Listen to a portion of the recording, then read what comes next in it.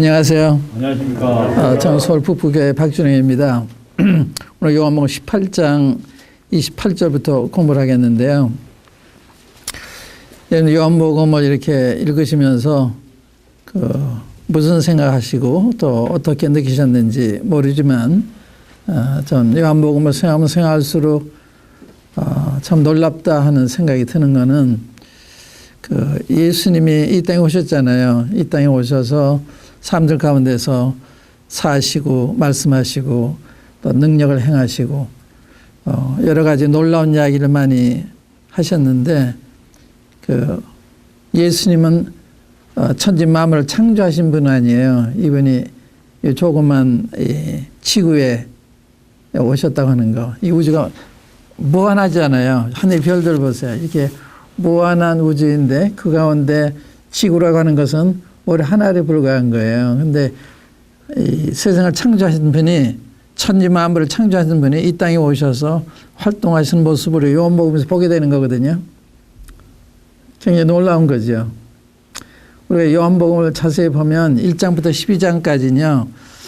이스라엘 백성들을 상대로 말씀하시지만 온 세계를 상대로 말씀하시는 장면입니다. 그런 불신 믿지 않는 분들을 만나시고 그들에게 자신 누구이신지를 밝히시는 이런 내용이에요. 그 다음에 13장부터 17장까지는 예수님이 제자들만 다락방에 모시고 이 세상을 떠나시기 전날 저들에게 꼭 필요한 이러한 권면의 말씀, 위로의 말씀, 경계의 말씀, 또 약속의 말씀 이런 말씀을 하셨거든요. 그런 놀라운 그 내용들이 모두 놀라워요. 1장에서 12장까지의 믿지 않는 사람들에 대한 예수님 말씀을 봐도 너무나 놀라워요. 그 다음에 13장에서 16장에 이르는 제자들에게 남기신 말씀도 너무나 놀라워요. 또 17장에는 예수님께서 이 모든 말씀하신 다음에 제자들을 하나님 아버지께 부탁하시는 이러한 기도를 하세요. 기도의 내용이 너무 아름다워요. 너무 귀해요. 또 너무 놀라워요. 그런데 이제 오늘 우리가 공부할 18장은요. 예수님께서 이러한 이 제자들에게 대한 말씀을 다 마치시고 십자가 못 박히시기 아마 12시간 정도 남은 때에 하신 말씀이다. 24시간이 다 12시간이라고 조금 더 될지 모르겠지만 그 시간에 하신 말씀이에요. 그러니까 예수님이 이때 그 심정이라 할 것 같으면 예수님이 겟세마네 동산에 기도하실 때 아버지 할만하시게 이 잔을 내게서 물러가게 해달라 이런 간절히 기도하시잖아요. 십자가의 고통의 잔이 하나님의 진노의 잔이 너무 무섭기 때문에 할만한 이 잔을 내게서 물러가게 해 주십시오. 그러나 저희 뜻대로 마시고 아버지 뜻대로 하십시오. 이런 기도를 하세요. 그때 땀이 이마에서 흐르시는데 핏방울 같은 땀방울 흘렸다. 그러니까 아주 진한 이런 땀을 흘리시면서 기도하셨어요. 그러니까 이 십자가, 무거운 십자가, 무서운 십자가, 감당이 어려운 십자가를 앞에 두신 예수님이에요. 근데 이제 17장에 기도하시고 그 다음에 주님이 체포를 당하시기 위해서 일부러 감난산으로 갔어요.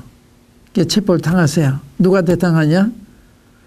자기 제자였던 가룟 유다에 의해서 유다가 인도한 군병들에 의해서 체포를 당하세요. 또 놀라운 장면입니다. 주님이 그렇게 무수한 십자가를 치시고 하시는데 그걸 피하지 않고 그 길을 가시기 위해서 체포를 당하시는 거예요.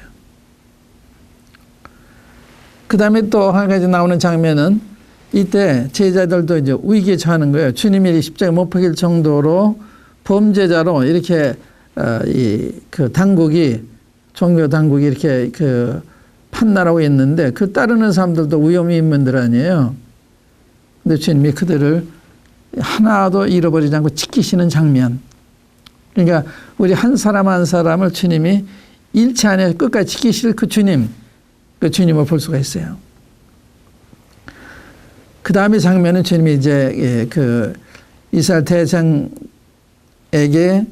그 신문을 받으시고 재판을 받는 장면, 그 다음에 빌라도 앞에 재판을 받는 장면, 이게 나오는데, 그 우리가 이제 지난 시간에 이 안나스와 이 가야바에게, 이분들이 대장인데 이 안나는 이 가야바의 그 장인 되시고 먼저의 그 대장이던 분이고, 현직 대장은 이제 가야바인데, 이분 앞에 이제 재판받는 장면이 우리 요한복음 별로 없어요. 그런데 그 마태복음 26장에 보면 그 장면이 나와요. 그 장면을 볼 필요가 있어요. 그 다음에 이제 빌라도 앞에 재판받는 장면을 보시면 왜 예수님이 유대인들에게 버림받으셨느냐, 배척을 당하셨느냐, 그 이유를 알 수가 있는데, 그걸 보겠습니다. 우리 마태복음 26장 한번 열어보세요.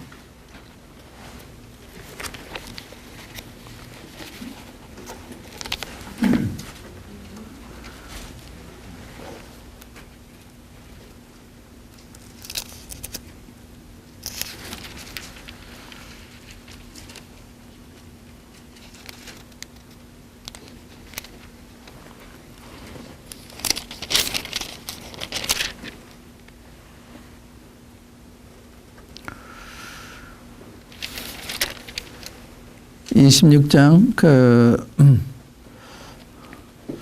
57절부터 읽겠습니다. 이게 이제 종교 재판을 받는 장면이신데, 인류 역사상 또 우주 역사상 가장 중요한 재판, 가장 이 잘못된 재판, 이것을 알 수가 있는데, 한번 읽어보겠습니다. 57절, 26장 57절. 예수를 잡은 자들이 끌고 대제사장 가야바에게로 가니 거기 서기관과 장로들이 모여 있더라. 이게 공회예요. 베드로가, 공회란 말은 이런 재판을 해서 선고할 수 있는 이런 권세를 가진 이런 이 기관이지요. 62절에 보시면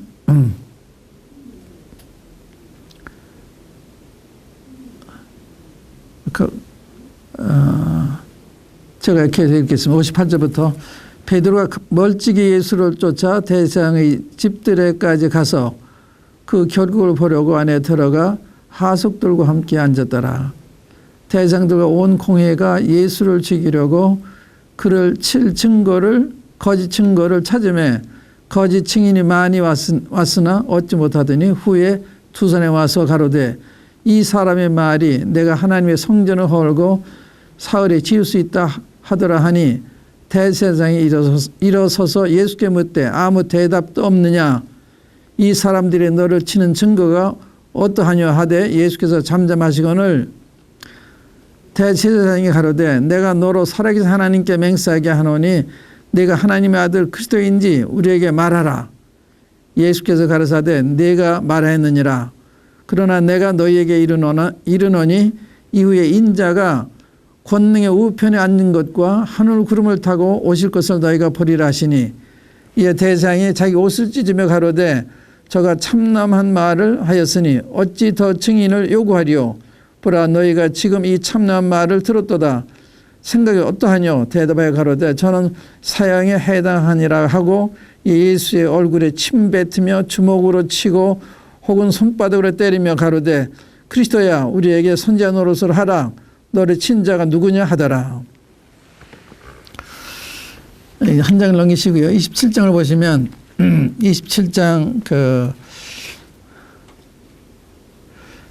18절 보세요. 이는 저가 그들의 시기로 예수를 넘겨준 줄 알미러라. 시기해서 예수님을 죽이려고 한 거예요. 유대기 지도자들이 자기들의 위치가 위태로워지니까, 왜냐하면 백성들이 다 자기 쫓던 백성들이 예수님을 쫓아가니까 이게 싫은 거예요. 이게 시기가 난 거예요. 그래서 어찌하든지 어떤 제목을 씌우든지 어떤 근거를 만들어서라도 없애야 되겠다 이런 생각한 거예요. 그러니까 지금 이런 재판을 하는 거죠. 그러니까 정당하게 하나님 앞에서 신문하고 판단하는 것이 아니라 그들이 자기들 위치 때문에 자기 이해관계 때문에 이제 그릇된 판단하는 그런 장면이. 그러니까 거짓 증인들을 많이 세웠잖아요. 법정에서 그러면 안 되잖아요. 성경에는 두세 증인이 있어야 되고 공정하게 해야 되고 불공정하면 안 되는 거예요. 그런데 이 하나님이 종대로 한 사람들이 지금 이렇게 하고 있는 거예요. 거짓 증거도 세우고. 그때 이제 그러니까 주님이 대답을 가치를 안 느끼시니까 대답 안 하신 거예요. 질문해도 대답 안 하셨는데 그들의 질문이 뭐였어요? 그들의 증거가 63절에 보면 지금 이제 63절에 보시면 마태복음 63절이군요. 26절 63절 내가 너로 살아계신 하나님께 맹세하게 하노니 네가 하나님의 아들 그리스도인지 우리에게 말하라 그래요. 하나님의 아들이라 그러는지 정말 이게 사실이냐, 내가 하나님의 아들이냐, 정말 이 구약에 약속된 메시아냐 그리스도냐 이렇게 질문한 거예요. 근데 예수님 대답이 예수께서 가라사대 네가 말하느니라. 그러나 내가 너에게 이르노니 이후에 인자가 권능의 우편에 앉는 것과 하나님의 우편에 앉는 것과 하늘 구름을 타고 오는 것을 너희가 보리라 하시니. 열심히 이런 분이거든요.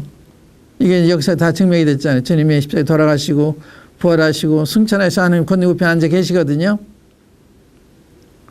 그 당시 그 종교 지도자들은 자기들 이해관계 때문에 예수님 무조건 싫은 거예요. 미운 거예요. 배척해야 되겠는 거예요. 이 질문에서 그렇다고 그러면 끝났잖아요. 응? 그리고 예수님이 하나님의 아들이 메시아라면 그만한 증거가 필요한데 그 충분한 증거를 나타내셨어요. 왜 그런가 하면 구약 성경에는 그 오실 그리스도에 대한 여러 가지 예언이 있어요. 예를 들면 아브라함의 자손 오셔야 되고 유다 지파에서 오셔야 되고 다윗의 혈통에서 나셔야 되고 천에게서 나셔야 되고 또 베들레헴에 나셔야 되고 또 죽은 자를 살리고 소경을 눈뜨게 하고 이런 능력을 행해야 되고 이게 다 나타내신 분이에요. 그거 다 알아요.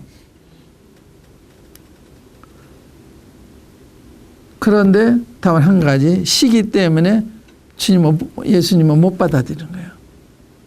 시기로 넘겨진 거예요. 그래서 지금 이 질문에 정말 대답하잖아요.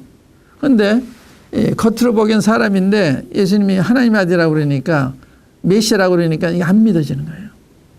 그런데 예수님 이 구약성의 그 약속을 따라 보면 넘치는 메시아하고 넘치는 하나님의 아들이에요. 그 증거가 넘치게 나타나고 있었기 때문에. 그런데도 불구하고 못 받아들이는 이유는 그들의 이해관계 때문에. 요한복음 8장 한번 보세요. 요한복음 8장 보면 요한복음 8장 이런 말씀이 있어요. 이거 10장이군요. 요한복음 10장에.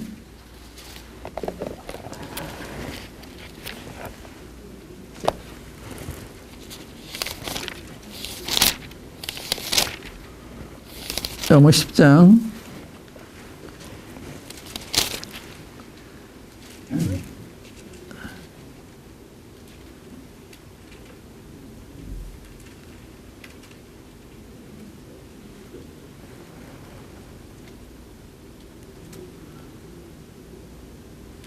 (24절) 보세요. 요한복음 10장 24절. 유대인들이 오사고 가로되 당신이 언제까지나 우리 마음을 의혹해 하려나이까 그리스도이든 밝히 말하시오 하니 예수께서 대답하시되 내가 너희에게 말하였을 때 믿지 아니하는도다. 내가 내 아버지 이름으로 행하는 일들이 나를 증거하는 것이오늘 너희가 내 양이 아니므로 믿지 아니하는도다. 내 양은 내 음성을 들으면 나는 저희를 알며 저희는 나를 따르니라. 굉장히 중요한 말씀입니다. 너희가 내 양이 아니므로 믿지 않는다. 그러니까 그 예수를 알고 성령을 통해 구원받은 사람은 이 예수님의 말씀이 이해가 되는 거예요. 이 참 그 시대의 말씀이구나. 하나님의 아들의 말씀이구나. 이게 받아지는 거예요. 그러니까 양이 되기 전에는 말씀이 안 들리는 거예요. 이해가 안 되는 거예요. 이게 내 양은 내 음성을 듣고 그랬잖아요. 내 양은 내 음성을 듣고.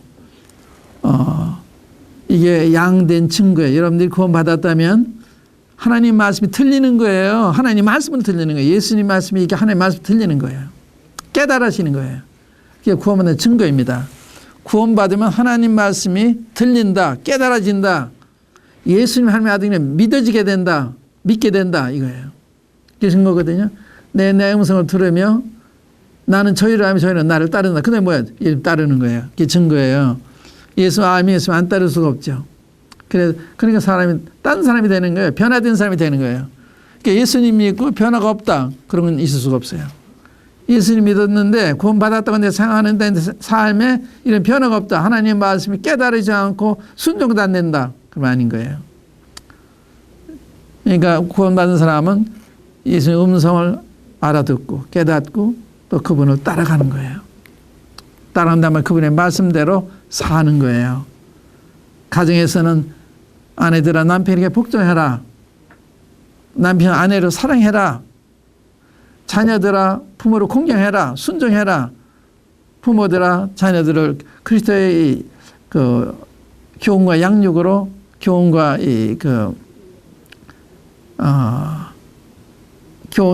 교훈으로 양육을 해라. 교양과 교훈 양육을 그렇게 말씀했죠. 그러니까 주의 말씀으로 자녀들 양육하는 거예요.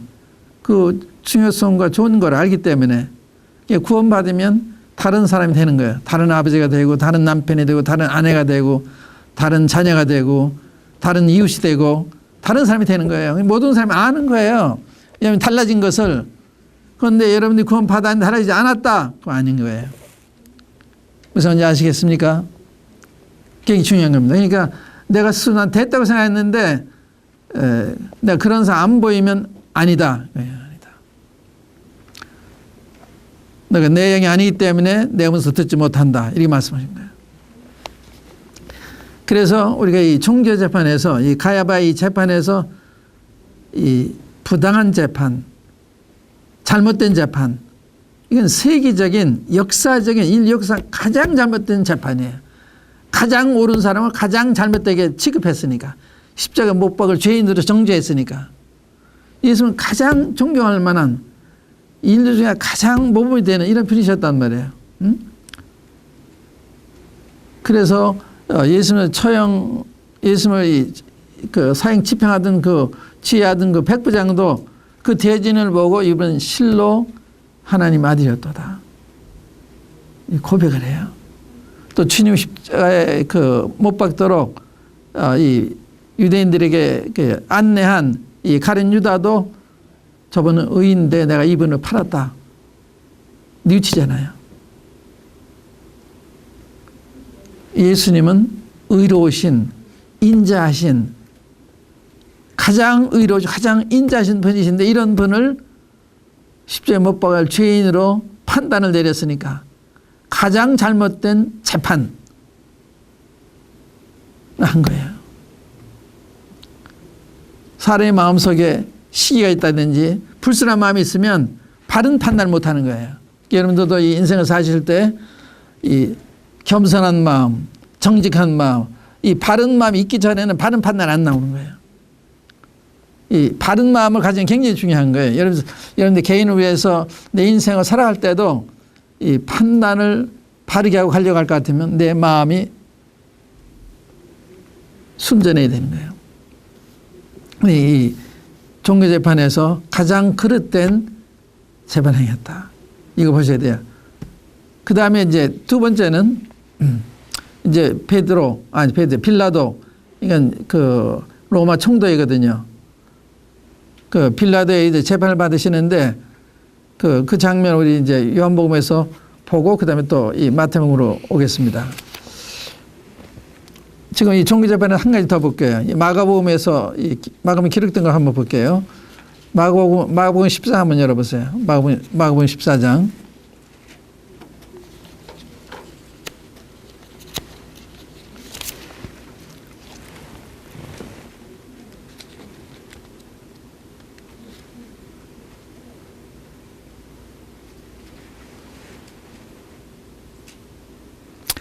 53절부터요. 마가복음 14장 53절부터 저희가 예수를 끌고 대제사장에게로 가니 대장들과 장로들과 서기관들이 모이더라. 다 모이더라. 베드로가 예수를 멀찍이 쫓아 대제사장의 집들 안까지 들어가서 하숙들과 함께 앉아 불을 쬐더라. 대장들과 온 공회가 예수를 죽이려고 그를 칠 증거를 찾되 얻지 못하니, 미우니까 죽인다고 하는 게 먼저 전제된 거예요. 죽이려고 이 이유를 찾는 거예요, 지금. 제목을 찾는 거예요. 죽이려고 그를 칠 증거를 찾되 얻지 못하니 이는 예수를 쳐서 거짓 증거하는 자가 많으나 그 증거가 서로 합하지 못함이라. 그 사실이 아니라는 거죠.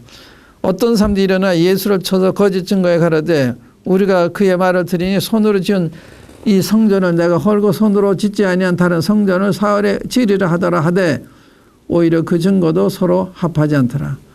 대장이 가운데 일어서서 예수에게 물어 가로되 너는 아무 대답도 없느냐? 이 사람들의 너를 치는 증거가 어떠하냐 하되 잠잠하고 아무 대답도 아니하시거늘 대장이 다시 물어 가로되 네가 찬송받을 자의 아들 그리스도냐? 예수께서 이르시되 내가 그니라. 인자가 권능자의 우편에 앉는 것과 하늘 구름을 타고 오는 것을 너희가 보리라 하시니 대장이 자기 옷을 찢으며 가로되 우리가 어찌 더 증인을 요구하려. 똑같은 대답했죠. 인자 권능의 우편에 앉는 것과 하늘 구름을 타고 오는 것을 너희가 보리라. 예수 이런 분이에요. 권능 우편에 앉으셨잖아요. 근데 이번에 이제 이 빌라도 앞에서 어떤 이 판결을 내리나 이런 게 이제 볼 수가 있어요. 빌라도 앞에. 이것도 이제 인류 초유의 그릇된 재판, 잘못된 재판. 다 아주 가장 비극적인 재판이에요. 18장 28절부터 요한복음 이제 18장 28절부터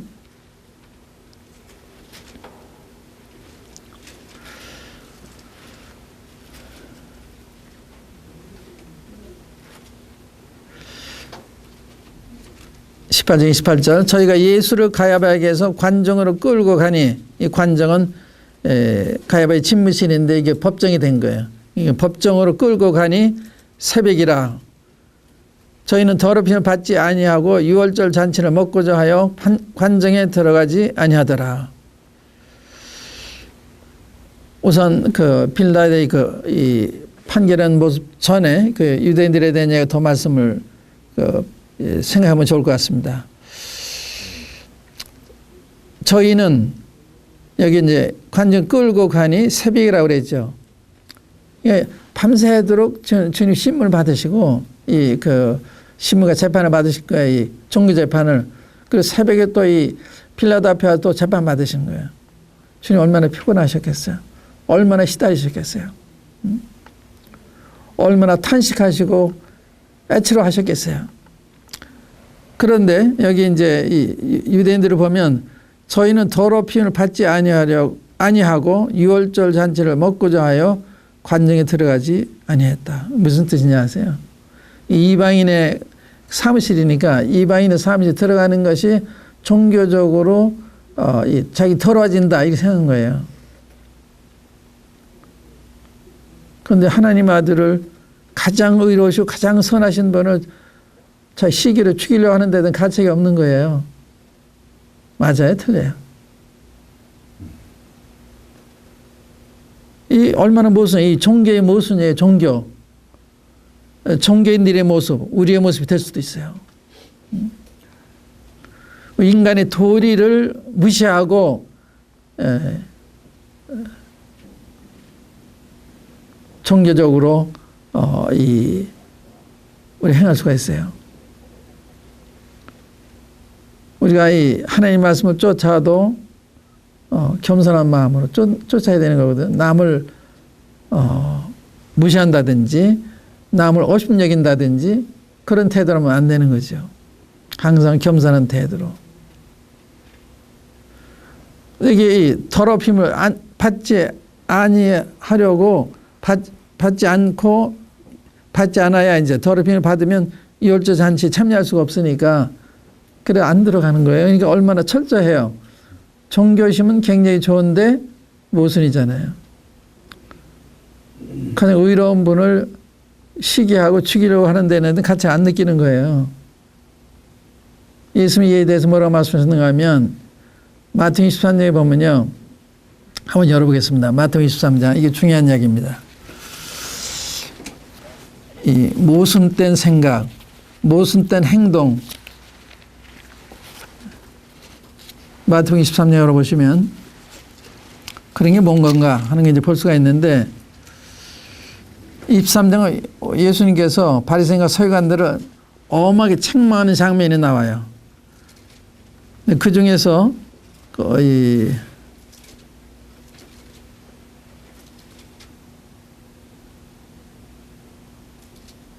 네, 23절 이해 보겠습니다. 여기 주님 아주 맹렬하게 책망하세요. 여러분 한번 나중에 읽어보세요. 이분들이 유대교 지도자들이에요. 바리새인과 서기관들 지도자들인데 이게 무슨 때문에 본인들은 이래야 된다 생각하는 거예요. 이게 잘못 받아들인 거죠. 하나님 앞에서 잘못 받아들인 거예요. 뭐가 그랬냐? 이제 23절에 화 있을진저 외식하는 서기관들과 바리새인들이요 너희가 바카와 회양과 근처에 11조를 들이되 율법에 더 중한 바 의와 인과 신은 버렸도다. 그러나 이것도 행하고 저것도 버리지 말아야 할지니라. 예를 들면 세례를 그렇게 중요시하면서 누굴 미워한다든지 시기한다든지 배척한다든지 그러면 안 되는 거거든요. 세례가 중요하냐? 형제 사랑이 중요하냐? 형제 사랑이 더 중요한 거예요.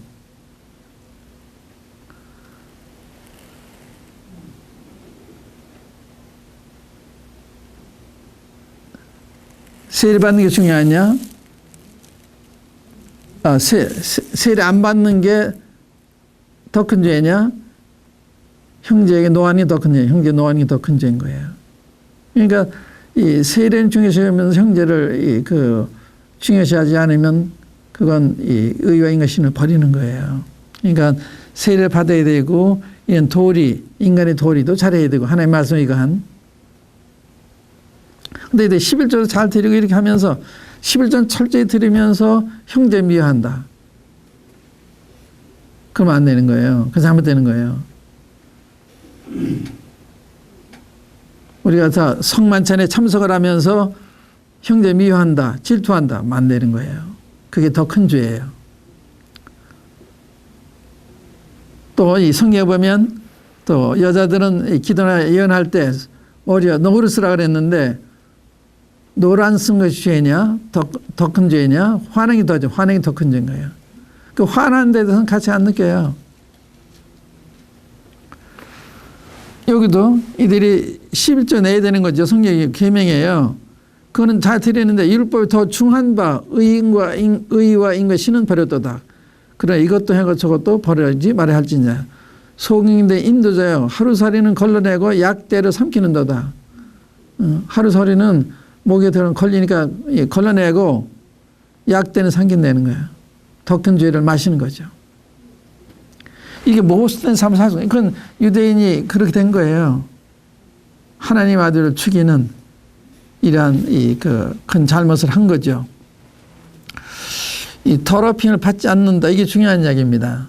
이것이 양심의 문제라면 이건 이 사람은 양심 문제가 아니라 종교의 문제예요. 종교적인 양심이죠.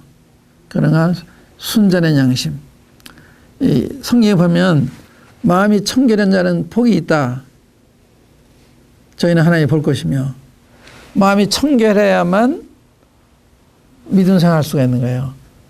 성경 읽을 수가 있는 거예요. 기도를 할 수가 있는 거예요. 마음이 청결하지 않으면 기도가 순수한 기도가 안 돼요. 성경이 안 들어와요. 하나님 안 보여요. 마음이 청결한 자는 복이 있나니 제가 하나님 볼 것이며 마음이 굉장히 중요한 거예요.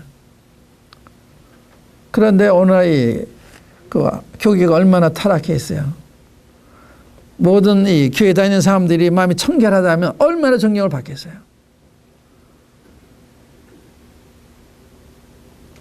국회에서 청문회 같은 거 자주 하잖아요. 이 장관으로 임명된 분들, 중요한 직에 임명된 분들이 청문하면 참 상식이 벗어난 이런 일들이 벌어지니까 나라가 잘못되는 거거든요.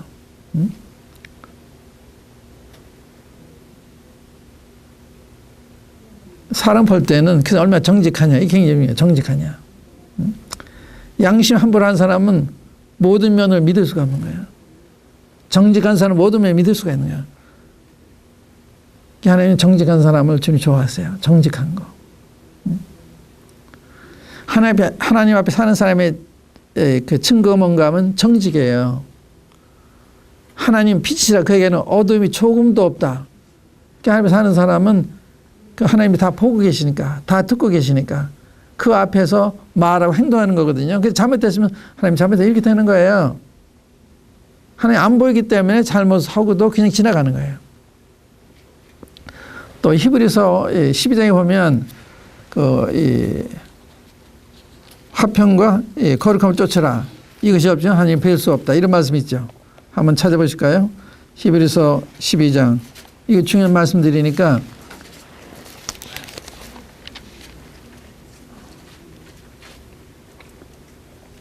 14절 보시면 히브리서 12장 14절 모든 사람으로 더불어 화평함과 거룩함을 쫓으라. 이것이 없이는 아무도 주를 보지 못하리라. 화평. 화평하는 사람은 겸손한 사람이죠. 정직한 사람이죠. 예. 화평과 거룩함을 쫓으라는 거예요.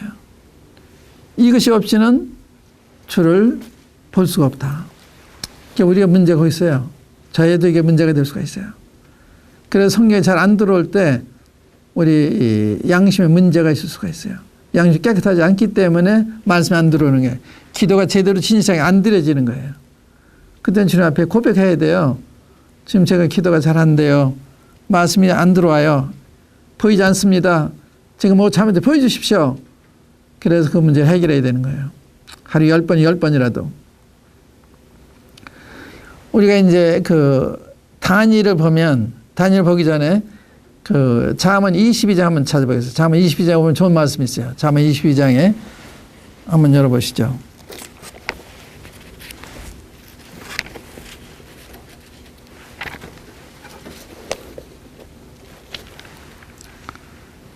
(22장) 11절 말씀입니다.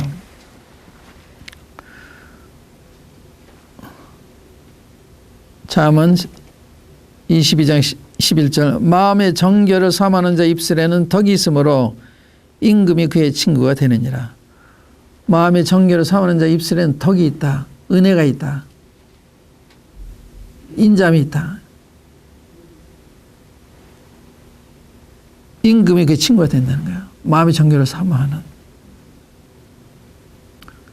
그러니까 마음의 정결을 삼아하는 정직하게 살아가는 이런 사람이 필요한 거예요. 정직하고 진실하고. 우리가 다 잘못할 수 있어요. 그러나 잘못 시인할 줄 알아야 되고 돌이킬 줄 알아야 되고. 그래서 성경에 보면 이 감독의 자격, 이 목자의 자격 가운데 하나가 책망할 것이 없어야 된다는 거예요. 죄가 없은 게 아니에요. 다 죄를 범할 수가 있는데 이 주님 앞에 사는 사람은 그 죄를 자백하고 버리는 거예요. 그러니까 책망할 것이 없죠. 그러니까 이런 사람이 되기 전에는 지도자가 될 수가 없는 거죠. 모든 면에 책망할 것이 없는 인격적으로나 가정적으로나 사회적으로나 법적으로나 문제가 없는 이런 사람들이 나라를 다스려야 나라가 잘 되고 교회를 다려 교회가 잘 되고 가정을 다려 가정이 잘 되는 거예요.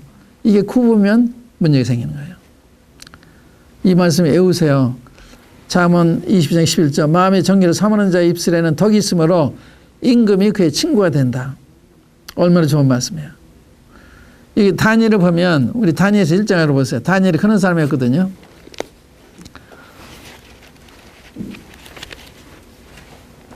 에스겔서 다음에 다니엘이 나오죠. 다니엘에서 1장. 다니엘이 훌륭한 분이었어요. 그러니까 임금의 친구가 되죠.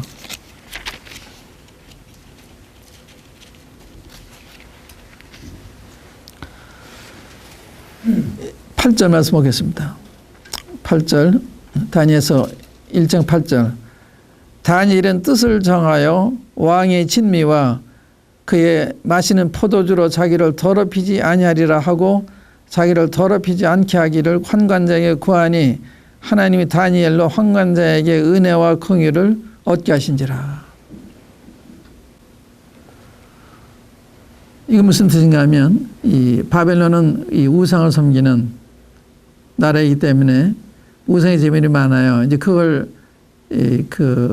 먹으라고 주는 거예요. 이게 지금 이 다니엘은 왕의 신하의 훈련생으로 지금 훈련받고 있는 거예요. 그런데 왕이 그들을 사랑해서 왕의 진미, 자기가 먹는 그 진미를 줬는데 다니엘은 이게 꺼리는 거예요. 우상의 재물이기 때문에. 그래서 이 양심이 가책되는 일을 하지 않아야 되겠다 결심을 한 거예요. 근데 왕명을 거스르면 죽는 거예요.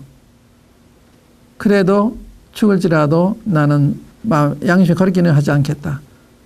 그래서 우리가 이제 양심에 거리기는 하지 않으려면 어떤 때는 죽음까지도 각오해야 되는 거예요. 죽음까지도. 그럴 때 하나님이 은혜 입히시고 다니엘을 높이시잖아요. 그래서 이 대제국의 총리가 되잖아요.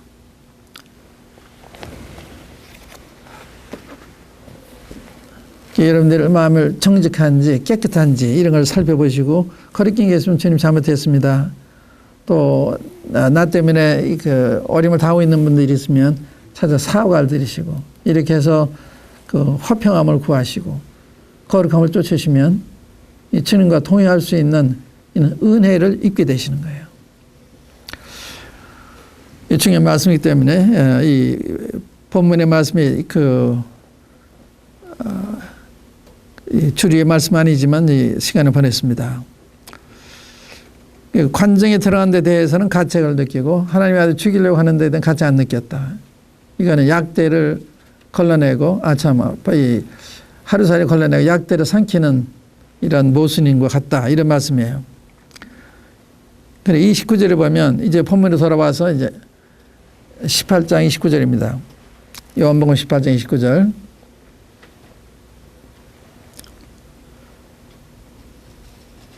그러므로 빌라도가 밖으로 저에게 나가서 말하되 너희가 무슨 일로 이 사람을 고소하느냐. 대답하여 가로되 이 사람이 행악자가 아니었다면 우리가 당신에게 넘기지 아니하였겠나이다. 빌라도가 가로되 너희가 저를 데려다가 너희 법대로 재판하라. 유대인들이 가로되 우리에게는 사람을 죽이는 권이 없나이다 하니 이니 예수께서 자기가 어떠한 죽음으로 죽을 것을 가리켜 하신 말씀을 응하게 하려 함이라라. 여기 빌라도가 밖으로 나갔다. 이게 뭐 유대인들이 자기 양심이 꺼린다고 자기 사무실 법정에 안 들어오니까 이 재판장이 빌라도가 이 유대인들이 내려 나간 거예요. 이 굴복한 거죠. 나가서 말하기는 무슨 일로 이 사람을 고소하느냐 했을 때 이 대답이요. 이 사람이 행악자가 아니었다면 우리가 당신이 넘기지 아니했겠나이다. 행악자다. 무슨 악을 행했어요? 우리 주님이 선만 행하시고 의만 행하시고 잘못 하나도 없는 거예요. 자기 시기가 나서 그런 거죠. 주님이 그 양심대로 하나님의 아들이고 메시아고 이거 얘기한 것 때문에 이렇게 하는 거예요. 행악자가 아니에요. 그런데 행악자로 이렇게 치부했어요. 그러니까 사람 바로 판단이 굉장히 중요하거든요. 그래서 이 사람들이 그걸 아니까 너희가 데려다가 너희들이 재판해라. 이렇게 하셔요. 너희 재판해라. 난 상관하지 않겠다. 그래서 재판을 거부하는 이런 장면. 이 잘못된 재판을 하기를 원치 않는 빌라도 피하고 싶은 마음 표현한 것입니다. 여기까지만 하겠습니다. 감사합니다.